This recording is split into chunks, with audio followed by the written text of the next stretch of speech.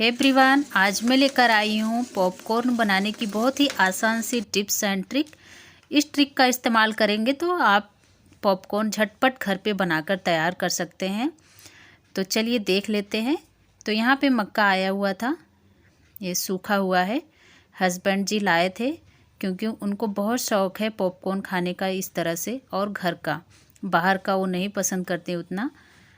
तो आप भी इसी तरह से बनाकर घर पे खा सकते हैं, बिल्कुल देसी तरीके से, जैसे हमारे पहले गांव में बनाते थे ना, बालू या रेत में डाल के बनाते थे। तो आप घर में उसकी जगह पे आप नमक का इस्तेमाल कर लीजिए और पॉपकॉर्न आपका ना बहुत ही अच्छी तरीके से भुन जाएगा। तो एक कढ़ाई लेनी है, कढ़ाई को अच्छी तरह से गरम कर लेना है और इसमें नमक डाल लेना है बहुत सारा, क्योंकि थोड़े से डालने में तो हो नहीं पाएगा, तो ज़्यादा लेना पड़ेगा नमक। तो नमक डाल के नमक को अच्छी तरह से गरम कर लेना है। जब बिल्कुल गरम हो जाए नमक, तो उसमें आप इस तरह से मक्के को डाल देना है। और यहाँ पे मैंने इसको चलाने के लिए विस्क लिया है। ऐसे अगर कुछ हो आपके पास तो आप ले सकते हैं अपना देसी जुगाड़ लगाकर। मैंने भी कुछ इसी तरह से जुगाड़ लगा लिया है। वैसे तो मैं हमेशा बनाती रहती हूँ, लेकिन आज मुझे ध्यान हुआ कि ये चीज़ आप लोग के साथ शेयर करना चाहिए, क्योंकि हर किसी को नहीं पता होता है। तो अपना जो इस तरीके से गांव के तरीके से घर पे बनाते हैं ना, तो खाने का उसका मज़ा ही अलग है और स्वाद भी होता है इस पॉपकॉर्न में। बाहर का जो मिलता है ना, उतना टेस्टी नहीं लगता है खाने में। तो इस तरीके से हमें बना लेना है चलाते हुए। तो फूट रहे थे क्योंकि डर लगता है कहीं जल ना जाए, तो इसलिए आप कोई प्लेट ले लें, इस तरह से ढक के करिए चलाते हुए। तो जो फूटेगा ना तो अंदर ही रहेगा, कढ़ाई में ही, बाहर नहीं आएगा। तो थोड़ा सा ध्यान रख के करना है इस चीज़ को। तो चलाते हुए इस तरह से सारे पॉपकॉर्न हमारे फूट जाएंगे। जब अच्छी तरह से फूट जाएंगे तब इनको हमें छान लेना है। तो यहाँ पे एक पुरानी छन्नी थी मेरे पास, इस तरह से आटा का जो चालते हैं वही था। तो पॉपकॉर्न बनाते बनाते ये ख़राब हो चुके थे, लेकिन आज मैं बना रही थी तो मुझे एकाएक ध्यान हुआ, तो मैंने सोचा आप लोग के साथ भी शेयर कर देती हूँ ये चीज़। तो आप भी इस तरह से बनाकर खा सकते हैं घर में।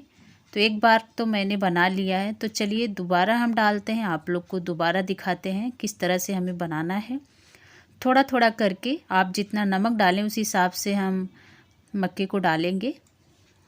इससे क्या होगा, अच्छी तरह से फूट जाते हैं पॉपकॉर्न हमारे जो है। तो ऐसे ही चलाते हुए इन्हें भूनना है हमें, और गैस जो है हाई फ्लेम पे ही रखना है और बिल्कुल चलाते रहना है प्रॉपर तरीके से। अगर आप थोड़ा रुक जाएंगे ना तो ये जलने लगते हैं।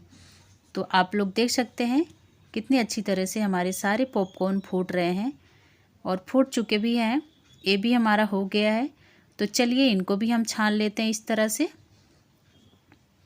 ऐसे इकट्ठे नहीं आते हैं, तो आप कोई चीज़, एक स्पैचुला वगैरह ले लो, आप इस तरह से करके छन्नी में डाल लीजिए, आसान तरीके से छन जाता है।